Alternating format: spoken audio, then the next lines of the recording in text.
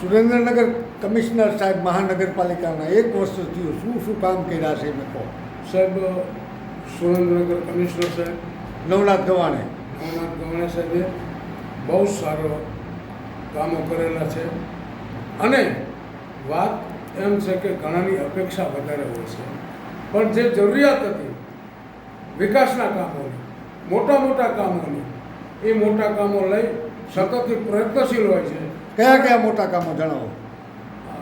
આપણે રિવરફ્રન્ટ બહુ સરસ કર્યો છે, એવા બગીચા બહુ સરસ કર્યા છે, લોકોના ઉપયોગી કામો સતત કરતા હોય છે. ફાયર બ્રિગેડ બની રહ્યું, ફાયર બ્રિગેડ સરસ, વઢવાણ પુલ બની રહ્યો હોય, વઢવાણ પુલ બને છે, પછી 60 ફૂટ એકાઈ રોડ બની રહ્યો હોય. આટલા બધા સરસ કામો કરવા લોકો જાગૃત છે, પરંતુ જે લોકો વસ્તી, સેવા વસ્તી, એના કામો હવે જ્યારે ચૂંટાયેલા સભ્યો રજૂઆત કરશે બાકી અને ધ્યાન ઉપર આવશે કામો, એ કામો સત્વરે થઈ જશે એવો મને કમિશનર સાહેબ ઉપર સંપૂર્ણ વિશ્વાસ છે. કમિશનર સાહેબ કેમ જતા નથી જ્યાં કામ હાલતું હોય એ સ્તર ઉપર? કારણ કે ભેળસેળવાળું હલકી ગુણવત્તાનું કામ કરે, લોકો કોન્ટ્રાક્ટરો માથા ભારે હોય તો લોકો ફરિયાદ કરતા ડરે. જો કમિશનર જાય તો એ જાણીએ કે નહીં? કમિશનર સાહેબ જતા જ હોય અથવા એમના માણસો જતા હોય, એમના માણસોએ રિપોર્ટ જે આપે એ મુજબ કમિશનર સાહેબ બધે જવાનું શક્ય ઓછું બનતું હોય છે. જે મોટા કામ હાલે ત્યાં જવું જોઈએ. એ જવું જોઈએ, તમારી વાત સાચી છે અને જતાંય પણ હશે, પરંતુ એમના માણસો વફાદાર નોકરિયાત વર્ગ ત્યાં જતો હોય, એમની પણ જવાબદારી બને છે કે સાહેબનું ધ્યાન દોરવું જોઈએ અને સાહેબનું કામ તો સારું જ છે, એ 100%ની વાત છે.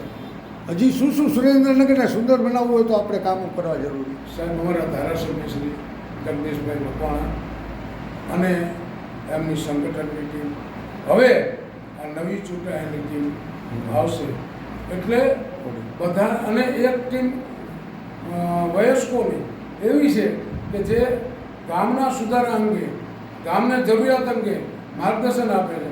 હવે એ ટીમ આખી, એક વ્યક્તિ કામ કરે ને આખી ટીમ કામ કરે, તફાવત તો રહેશે.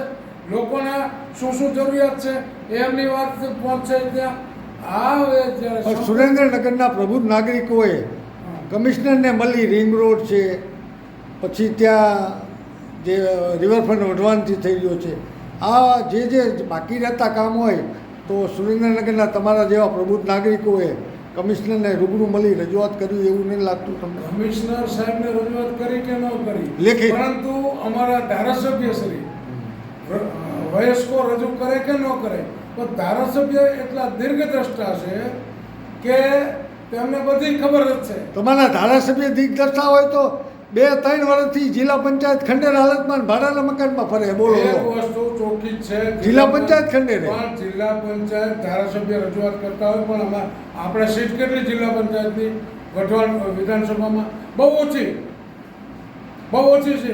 અને એ અંગે ધારાસભ્ય રજૂઆત કરતા હોય કે ભાઈ આનું કાર્ય કરો, પરંતુ ધારાસભ્યને અન્ય કામો હોય છે. પણ લોકસંપર્ક તમે જુઓ એમનો સતત ચાલુ જ હોય છે. દર ગુરુવારે જિલ્લા પંચાયત તો ભાસ્કરભાઈ મહત્વની છે, આખા જિલ્લાની સંસ્થા છે. એ ખંડેર હાલતમાં હોય તો શું કહેવાય? મારી સાહેબ વાત સાચી છે.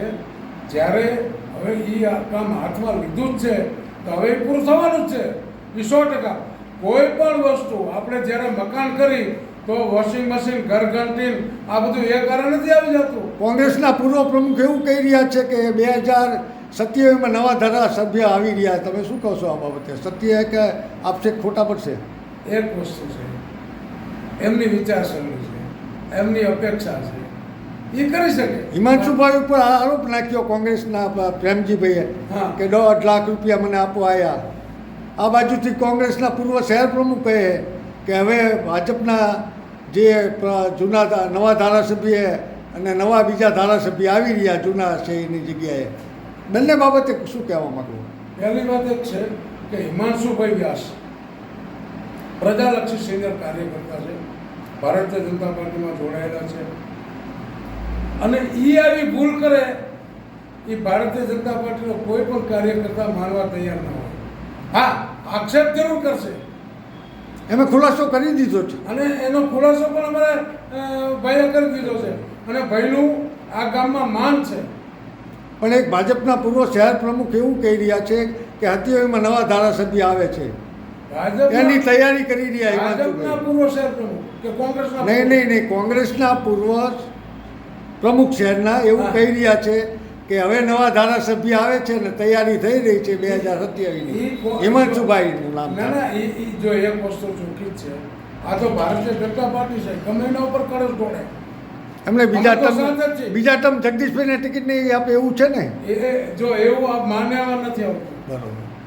હવે શું થાય કારણ છે કે આ તૈયારી કરી રહ્યા છે જો નવા જો એ અત્યારથી એવા આક્ષેપો થઈ રહ્યા. નહીં, આક્ષેપબાજી થાય તમામ ઉપર થાય. પછી ટિકિટ તો એમને આપવી છે. પાર્ટી તો ઉપરથી નક્કી કરીને ઉમેદવાર મૂકશે.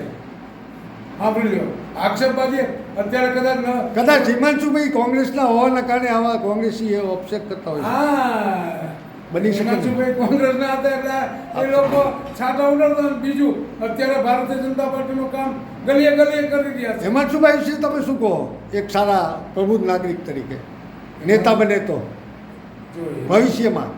હિમાંશુભાઈ સારા કાર્યકર્તા છે, ઉપરથી જોડાયેલા છે, ભારતીય જનતા પાર્ટી હારે સંપૂર્ણ જોડાય, સ્થાનિક કાર્યકર્તાઓ હારે. તો અને લોકો ઉપયોગી જ છે. આજની તારીખે અમે તેમને ફોન કરીએ, કોઈ દવાખાનું હોય કોઈ પણ, તો સાહેબ બીજી મિનિટે કામ થઈ જાય અને તરત ફોન ઉપાડી લે છે. અમદાવાદમાં હોવા છતાંય અમદાવાદમાં હોવા છતાંય બીજું સ્થાનિક સંકલનમાં પણ છે. કોઈ પણ કાર્યકર્તા એમની પાસે જાય તો અતૃપ્ત થઈ નથી આવતું. કોઈ એમની કોઈ ખરાબ છાપે નહીં. ખરાબ છાપે નહીં. આર્થિક બાબતના ભ્રષ્ટાચારમાં નહીં, કોઈ પણ ગર્ભશ્રીમંત માણસ છે પોતે. એટલે હિમાંશુભાઈ એક નેતા બને ભવિષ્યમાં અને આપણે નેતા બને ને છે જ તે નેતા, હા, બરાબર. બનવાની કોઈ વાત જ નથી. પણ ધારાસભ્ય બને એવી પ્રાર્થના ભગવાનને એ કરીએ. તો હવે- ભલે એની જ્યારે બનાવે ત્યારે. એક વસ્તુ ભારતીય જનતા પાર્ટીને નક્કી કરવાનું છે, આપણે તો નક્કી કરવાનું એમને ભારતીય જનતા પાર્ટી મહેનત કરે અને જસ્તો આપે જ છે. જો એ 100%ની વાત છે. હું 80 થી મહેનત કરું છું, મને આટલો બધો જસ્તો આપ્યો એટલે એક તક હિમાંશુભાઈને મળશે ખરી વહેલી મોડી ગમે ત્યારે. મળશે. જો એ પાર્ટી ને આપણે પ્રાર્થના કરીએ હારા માણા તો યાર. હારા હિમાંશુભાઈ માણા હે તો એક તક ભલે આજ નહીં તો 5-10 વર્ષ પછી મળે. ના ના હા એમને ભવિષ્યમાં સ્થાન મળે એવું. અરે એ બનશે ધારાસભ્ય તો ઘણા સારા કામ કરશે. જાગૃત નાગરિક તો છે. બધા ધારાસભ્ય હારત કામ ભારતીય જનતા પાર્ટીના જો પહેલા જ હું કહું ધનજીભાઈએ શું કર્યું કોલો? આપણો રણજીતભાઈએ હા. રણજીતભાઈ આ ડેમ હા. હતો ખેડૂત માટે એ પીવા માટે અનામત કરાયો, ભારતીય જનતા પાર્ટીનો હતો. ધનજીભાઈ પટેલા ધનરાજ કેલાએ શું કર્યું? ધનરાજભાઈએ કામ કરેલા જ છે ને. શું કર્યા કોને પણ? ઘણા કામ સુરનગર વટવાણ વિકાસના કામો કરેલા જ છે એમને. ધનજીભાઈ પછી વર્ષાબેનને શું કર્યું સુરનગરમાં? વર્ષાબેને 2 ટર્મ રહ્યા તો. વર્ષાબેને સંગઠન મજબૂત કરેલું છે, છેક છેવાડાના માનવ સુધી પહોંચેલા છે. સંઘના સ્વયંસેવકના પરિવારના છે. પણ નગરપાલિકાનો બિપિન ટોલીએ પ્રમુખ કામ કરી ગયો, વર્ષાબેન કામ ન કરી ગયો. એક વસ્તુ ચોખ્ખી જ છે કે બિપિન ટોલિયા વખતે માન્ય વિજયભાઈ રૂપાણી મુખ્યમંત્રી હતા, મોસાળે માં પીરસનારી હતી. પીરસનારી હતી. હવે સાહેબ એ અરસામાં આપણને મળી ગયું. પછી ધનજીભાઈએ તે એવું કીધું હતું કે હું ચૂંટીને આવીશ તો ચા નહીં પીવું અને હારે નહીં પહેરવું. એને બદલે એક વસ્તુ સાહેબ સુંદર બન્યું જ નહીં. સુંદર નહીં ધનજી દાદાએ ઘણા લાંબા સમય સુધી આ નથી પહેર્યું. અને જ્યારે હાર નહોતા પહેરતા ત્યારે મેં બ્રાહ્મણના શ્રમ દીધા મારા, અને પછી મેં ચા પાઈ અને મેં હાર પહેરાવ્યો છે. બ્રાહ્મણના શ્રમને કારણે એમને પણ એ એવું કહેતા હતા હું સુંદર બનાવીશ, કેમ ન બન્યું? સાહેબ સતત પ્રયત્નશીલ હતો એમને, સતત પ્રયત્નશીલ હતા. પણ સુરેન્દ્રનગરનું રાજકારણ તો તમને તો ખબર છે, સતત પ્રયત્નશીલ હતા. પણ મને એવું લાગે હેલિકોપ્ટર બનાવવાનું અહીં લાવવાનું હતું, હા. એ પણ એ પ્રયત્ન કરતા હતા. 4 રૂપિયામાં જીસીબી આપતા હતા. 4 રૂપિયામાં જીસીબી આપતા હતા. સારા કામો છે એ તો છે જ. કર્યા છે. અને બીજું આજની તારીખે રામ ભોજનાલય ચલાવે છે. પણ ભાજપ જેને ટિકિટ આપે ધારાસભ્ય સાંસદની મોટાભાગના રબર સ્ટેમ્પ હોય ને નેતાઓ. રબર સ્ટેમ્પ, હું રબર સ્ટેમ્પ જ છું. દરેક રબર સ્ટેમ્પ જ છે. ભારતીય જનતા પાર્ટી કાર્યકર્તાની પાર્ટી છે, નેતાની પાર્ટી નથી. વાહ. એટલે તમે કહો છો રબર સ્ટેમ્પ, હકીકતે ભારતીય જનતા પાર્ટીનો કાર્યકર્તા છે. એ ભારતીય જનતા પાર્ટીનો નેતા નથી.